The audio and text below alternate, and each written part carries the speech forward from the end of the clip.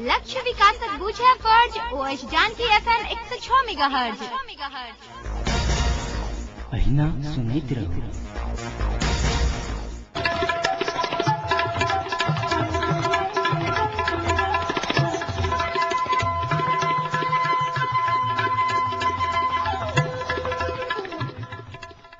नमस्कार, जानकी एफएम 106 मेगाहर्जक जानकी समाचार में अपने के स्वागत है। जैसा सुनल जाओ समाचार। एकनुक मुख्य समाचार।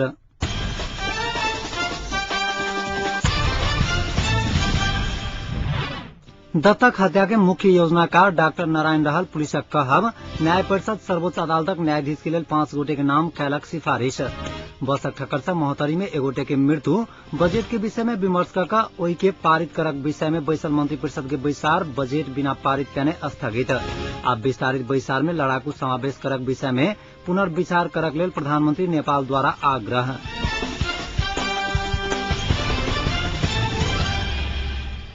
माओवादी कार्यकर्ता मुकेश दत्तक हत्याक संबंध में जिला प्रहरी कार्यालय धनुषा आई एगो पत्रकार सम्मेलन में अपन छानबीनक निष्कर्ष सार्वजनिक कैलक अछि।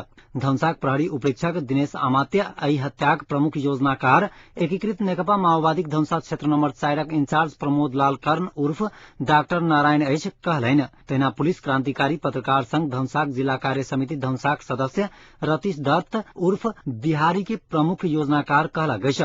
माओवादी कार्यकर्ता मुकेश दत्तक हत्या छैठक रात अरगज्जा पोखर के भीड़ पर 4 बजे भोर में भेल छल। पुलिसक अनुसार जनकपुर नगरपालिका वार्ड नंबर 9 में निर्माणाधीन शहीद स्मारक कार्य में आर्थिक लेन देनक कारणे आरोपित डॉक्टर नारायण एवं रतीश दत्तक मृतक मुकेश दत्त सँ दुश्मनी चलि रहल छल। पुलिस इहो कहलक जे गोली चलावा वाला के पहचान भ गेल अछि आ जल्दी गिरफ्तार कयल जायत।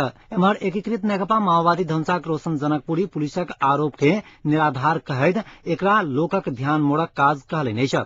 पत्रकार सब द्वारा सुरक्षा व्यवस्था कमजोरी पर पुलिसक ध्यान आकृष्ट कैला पर एसपी अमात्य स्वीकार कैलनि जे सुरक्षा व्यवस्था और मजबूत रहते त एहन घटना नहीं घटतैक।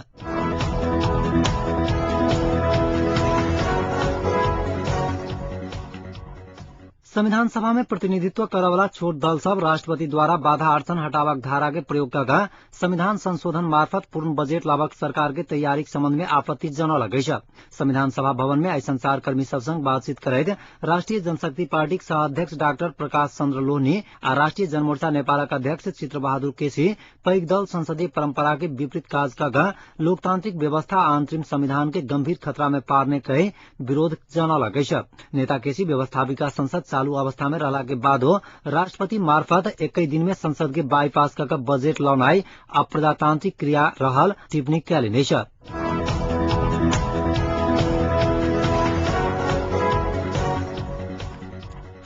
न्याय परिषद सर्वोच्च अदालतक न्यायाधीश के लेल 5 गोटे के नाम सिफारिश कैलक अछि। आई संपन्न परिषद के बैसार पूर्णावेदन अदालतक 3टा न्यायाधीश आ कानून व्यवसायी तरफ से 2 गोटे के नाम सिफारिश कैलक अछि।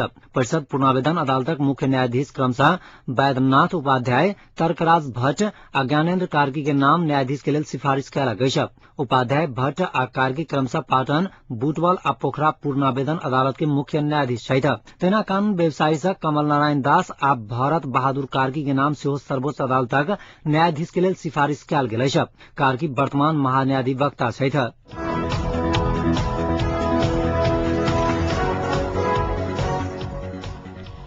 बजट के विषय में विमर्श करके ओई के पारित करक विषय में आजुक मंत्री परिषद के विचार बिना पारित कैने स्थगित भेल अछि। मंत्री परिषद के अधिकांश सदस्य सब संविधान संशोधन कैने बिना बजट पारित नहीं करबाक राय रखला के बाद बैसार स्थगित भेल अछि। सरकारक प्रवक्ता संचार मंत्री शंकर पोखरेलक अनुसार प्रक्रियागत कमजोरी के कारण मंत्री परिषद के बैसार स्थगित भेल अछि। संविधान संशोधनक प्रक्रिया पूरा भेला के बाद बजट पारित करबा लेल पुनः बैसार हेतैक पोखरेल जानकारी देलनि अछि।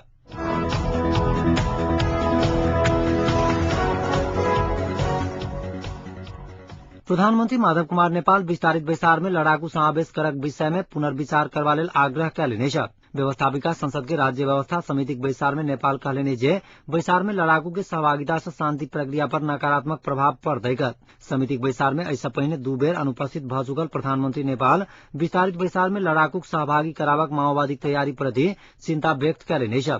ऐसा पहिने अनमिन सेहो पत्र के मार्फत विस्तारित बैसार में लड़ाकू के सहभागिता शांति प्रक्रिया विपरीत अछि कहैत माओवादी के सचेत करा चुकल अछि।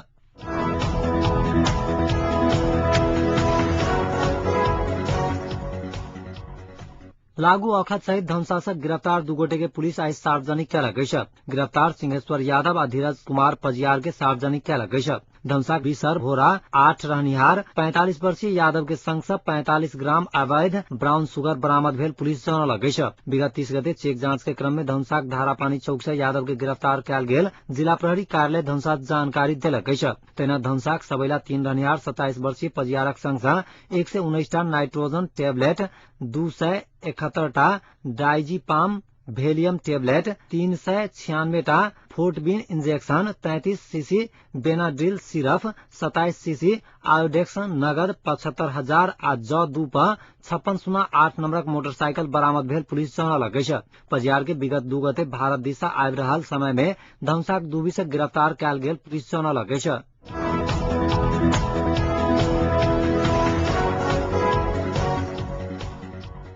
बेलायती राजदूत जोन टकनट माओवादी और लड़ाकू बीच संबंध नहीं रहबाक चाहिए बतौले नहीं सब। कोनो राजनीतिक दल संग लड़ाकू रहनाई बढ़िया नहीं हैत बदबैत बृहत शांति समझौता के आगा बढ़ावक लेल माओवादी के अपन लड़ाकू सब संग संबंध तोड़ पड़त बतौले नहीं सब। विगत बुध दिन से पूर्वी नेपालक भ्रमण में रहल राजदूत टकनट राजधानी घुरक क्रम में आई विराटनगर विमानस्थल में बात बतौले नहीं सब। अमेरिकी राजदूत सेहो काल राजधानी में आयोजित एक कार्यक्रम में माओवादी और लड़ाकू सब बीच संबंध हटबाक चाहिए बतौने रहे थे।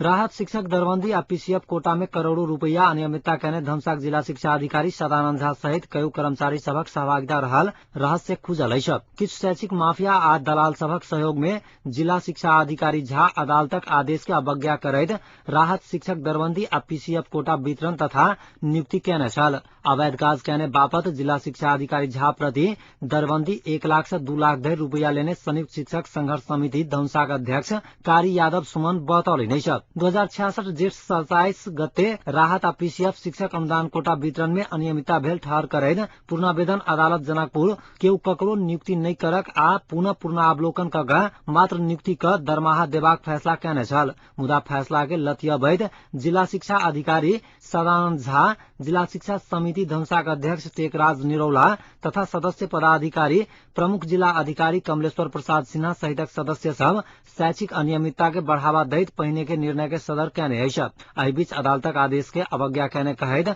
अध्यक्ष यादव द्वारा दायर कैल गेल रिट में सुनवाई करैत पूर्णावेदन अदालत 7 दिन भीतर अदालत में उपस्थित होबा लेल जिला शिक्षा अधिकारी झा के आदेश देलक अछि।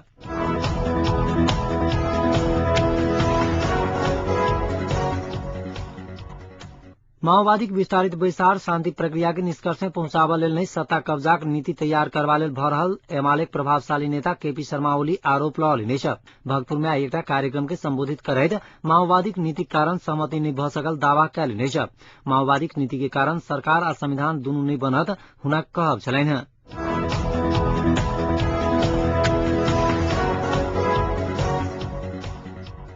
महोत्तरी में बसक ठोकर से एक वृद्ध के मृत्यु भ गेल अछि।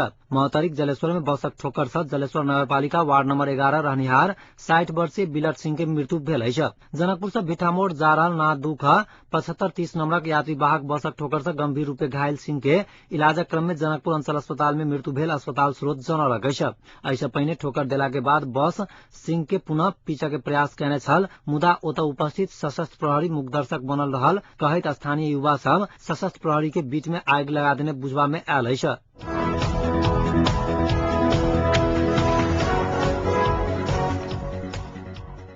चौतरफी आलोचना पश्चात एकीकृत नेकपा माओवादी अपन विस्तारित बैसार में लड़ाकू सहभागिता विषय में अनमीन आ राजनीतिक दल सबसे विमर्श करक निर्णय कैलक अछि।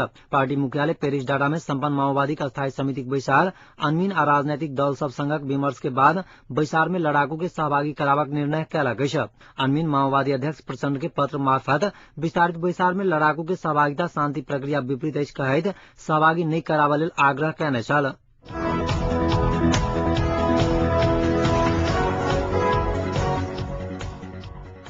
व्यवस्थापिका संसद के राज्य व्यवस्था समिति सरकार के नेपाली माओवादी भारतीय माओवादी के तालिम देने विषय में विमर्श कर सत्य तथ्य सार्वजनिक करक निर्देशन देलक अछि। भारत नेपाली माओवादी भारतीय माओवादी के तालिम देने आरोप लगला के बाद सरकार ओहि विषय में कोनो प्रतिक्रिया नहीं देने विषय में प्रधानमंत्री माधव कुमार नेपाल से आई भोरे स्पष्टीकरण लेला बाद समिति सत्य तथ्य सार्वजनिक करक निर्देशन देलक अछि। समिति के विचार में प्रधानमंत्री नेपाल भारतीय माओवादी के नेपाली माओवादी तालिम देने आरोप के पुष्टि करक लेल अपना लग कोनो प्रमाण नहीं रहल बतौलनि अछि।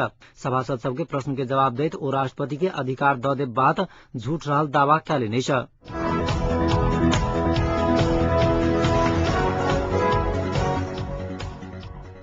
अंत में पुनः एक बेर मुख्य समाचार।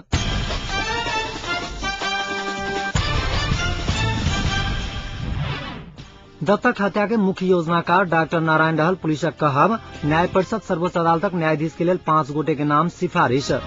बसक ठक्कर से मोहतरी में 1 गोटे के मृत्यु। बजट के विषय में विमर्श कर ओई के पारित करक विषय में बैसल मंत्रिपरिषद के बैसार बजट बिना पारित करने स्थगित। अब विस्तारित बैसार में लड़ाकू समावेश करक विषय में पुनर्विचार करक लेल प्रधानमंत्री नेपाल द्वारा आग्रह।